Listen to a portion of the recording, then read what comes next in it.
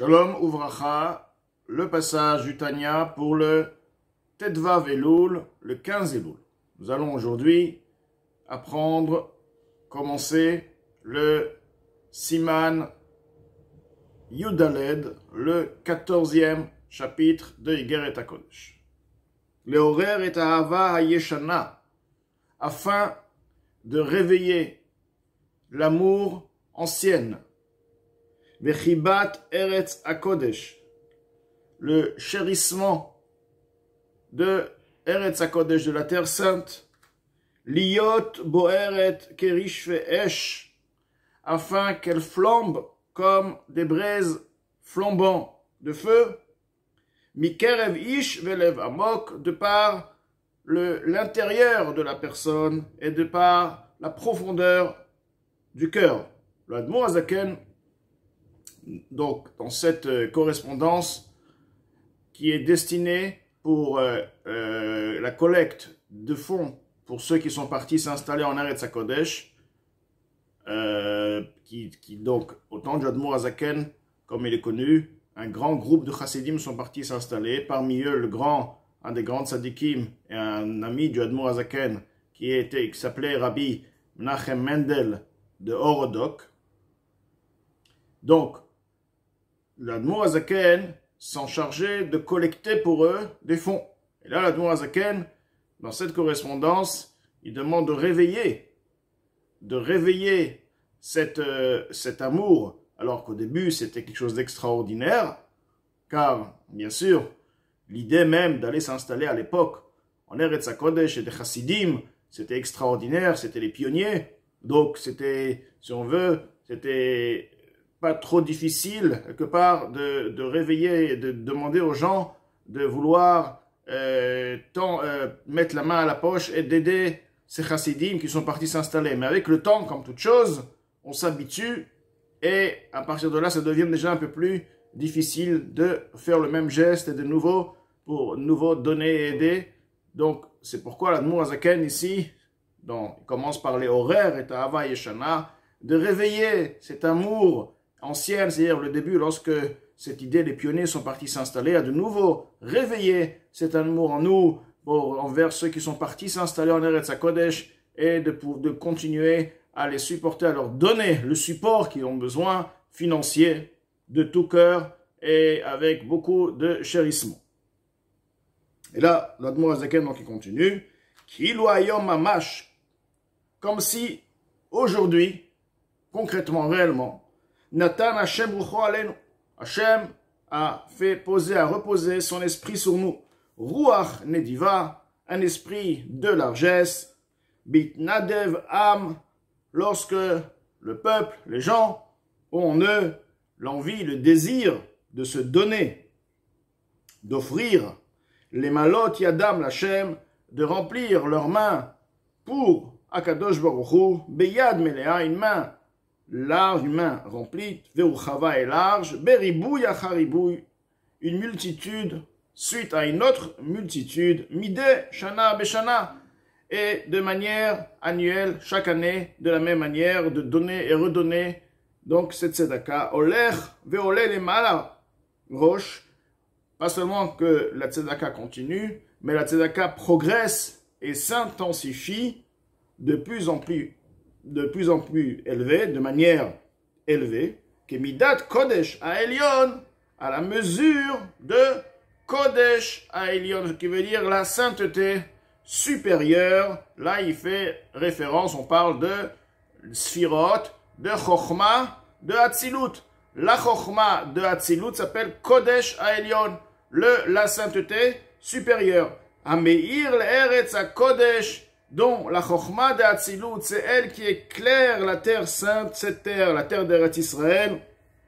Amitradesh, ou Mitrabet Amid, qui se multiplie et qui se renouvelle continuellement. Donc cette influence de Chochma, le niveau, la première sphira de Hatzilut, c'est elle qui influence, qui est à l'origine de l'influence spirituelle sur cette terre-là. Donc cette influence se multiplie et continuellement, qu'est-il comme il est écrit, Tamid ene Hashem Elokecha ba, les yeux d'Akadosh Baruch Hu ton Tout-Puissant sont toujours là-bas. Que veut dire les yeux lorsqu'il s'agit des yeux de Hachem?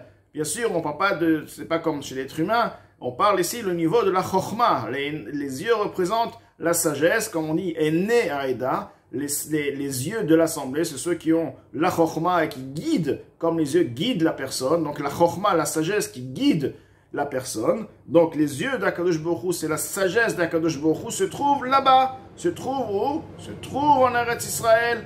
Donc, ce qui veut dire que le niveau de Chokhmah supérieur de Hatzilut, elle-même se trouve en Eretz Israël, elle-même influence continuellement, comme il est écrit dans le verset qui dit Tamid ene Hashem Elokecha ba mereshit hashana ve'ad acharit shana, depuis le début de l'année jusqu'à la fin de l'année, les yeux, la Chokhmah de Hatzilut, elle est continuellement en train d'influencer une vitalité en Eretz Israël. De la même manière, nous aussi, sur terre, nous devons faire aussi, comme les Sphirot, comme la Chokhmah, toujours influencer en Eretz Israël ce que nous pouvons influencer et davantage.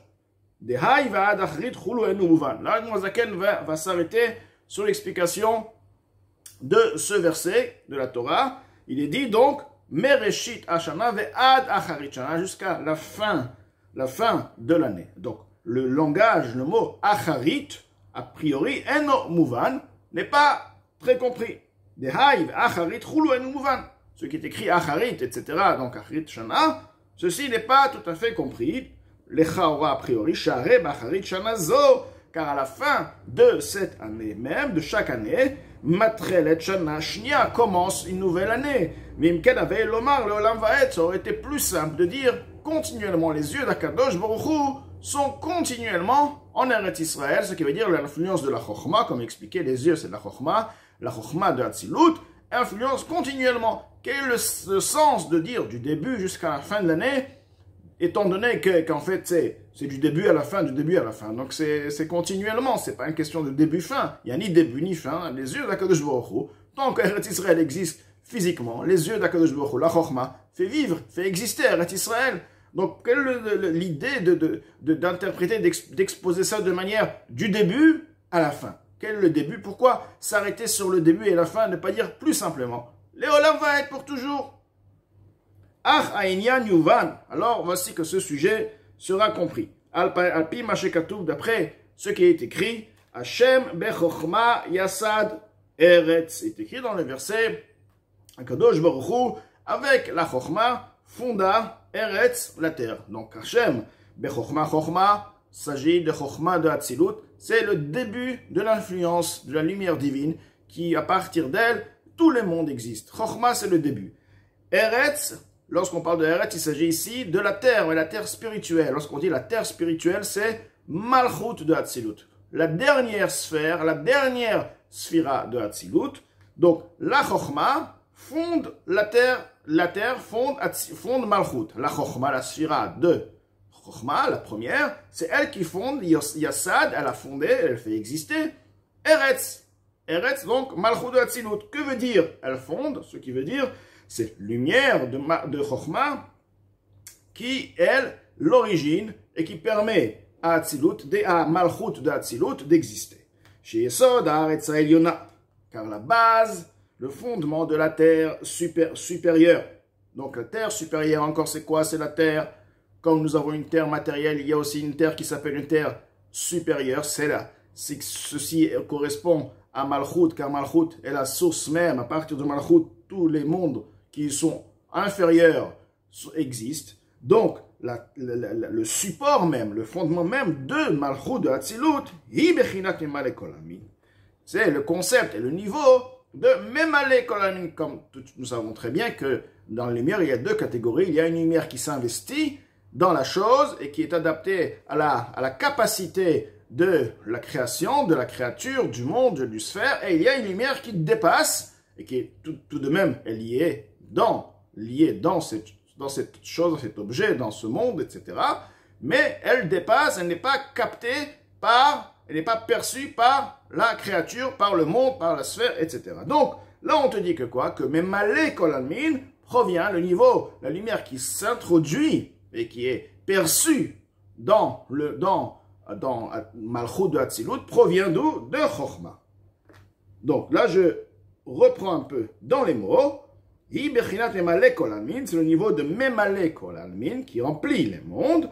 Ve'atartona, et c'est donc le monde inférieur. Nous avons dit qu'il y a Eretz supérieur, Eretz Eliona, Eretz Tartona. Eretz Tartona, c'est le monde inférieur, la terre inférieure. Hi Eretz Chefetz. Il s'agit ici de la terre de volonté qu'Akadosh Baruch Hu, c'est la volonté, c'est de l'Akadosh Baruch Hu, c'est la terre d'Eretz Israël. Amechouvenet kenegda mamash, qui est mechouvan, qui est juste face à elle, si on veut. Concrètement, on parle bien sûr au niveau spirituel. Venikret al-shma Eretz Achaim. C'est pourquoi elle s'appelle aussi par le nom de Eretz, la terre de vie, sur le nom de Malchut de Hatzilut, étant donné que Malchut de Hatzilut s'appelle aussi Eretz Achaim, car elle produit la vie au monde inférieur. Cette terre-là aussi, car toute l'influence du monde provient de par Eretz Israël. D'abord, Eretz Israël reçoit la lumière, et par-dessus, à partir de là, le reste du monde. Donc, à l'exemple de Malchut de Hatzilut, qui influence tous les mondes spirituels qui lui sont inférieurs, par la suite, Eretz Israël reçoit pour ce monde matériel, et à partir d'Eretz Israël, l'influence continue et se propage, fait vivre tout le reste du monde. Donc, elle s'appelle Eretz Achaim, aussi la terre de vie. Iné, donc voici, nous avons expliqué Eretz Achaim, la terre d'Eretz Israël, Malchut qui s'appelle aussi Eretz, la lumière Memale Kol Almin de Chochma qui s'introduit au sein même de Malchut de Hatzilut.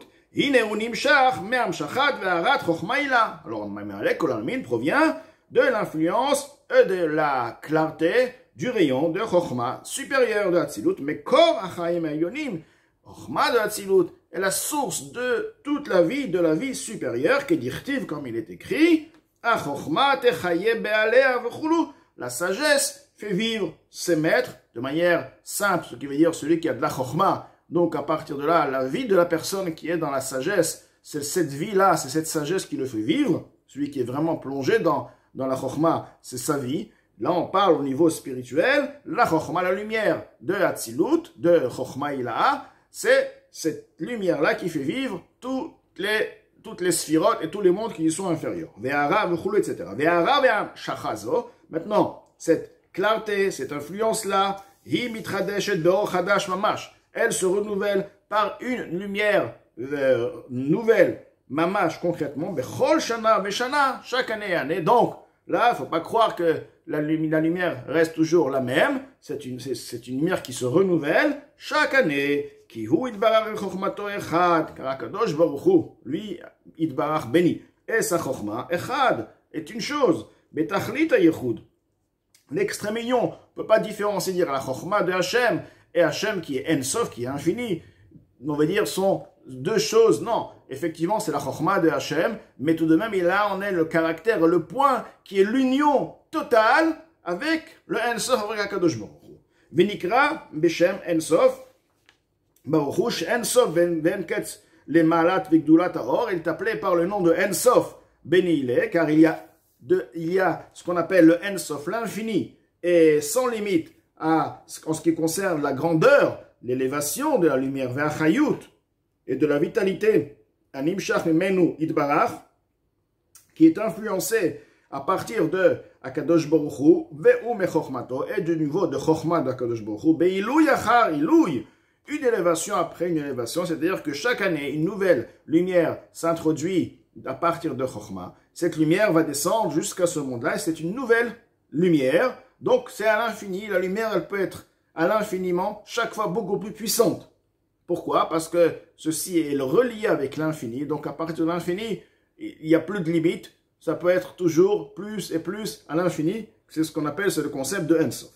Ad en kezetachit le roma ma'alot, jusqu'à l'élévation des niveaux, les mala, donc on parle vraiment d'un niveau, une nouvelle lumière, d'une manière à ce que un or qui n'a rien à voir à faire avec le or, avec la lumière qui était introduite l'année d'avant. Les mala, au-delà, bechol, shana veshana, chaque année, yored, meir, chokhma, il a descendre et clair. À partir de chokhma, de la sagesse supérieure, or, chadash muchudash, une lumière nouvelle et renouvelée, sheloya meir adain meolam la'aretz ha'elyona, qui n'est jamais encore éclairé dans l'histoire sur la terre supérieure, c'est-à-dire de Malchut de Hatzilut, la royauté de Hatzilut, personne n'a jamais reçu une lumière aussi puissante.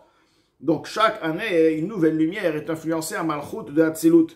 Or, Kol Shana Veshana Mistalek le Shorsho, car la lumière de chaque année, donc, c'est-à-dire année après année, Mistalek et le Shorsho s'élève à sa racine, à sa source. Donc, au Ensof, la lumière qui était auparavant, qui résidait dans Malchut, dont à partir de cette lumière, tous les mondes ont pu exister. Cette lumière, Rosh Hashanah, la veille de Rosh Hashanah, elle remonte à sa source. Mistalek le Shorsho veut dire, il s'élève à sa source. Bechol erev Rosh Hashanah, chaque veille de Rosh Hashanah, Ksha Chodesh Mitrasebo, lorsque la lune se cache. On sait très bien que Rosh Hashanah, on appelle ça Kessé. Pourquoi Kessé? Parce que ça représente la lune qui est voilée, car c'est le premier du mois. En général, le premier du mois, la lune n'est pas encore visible.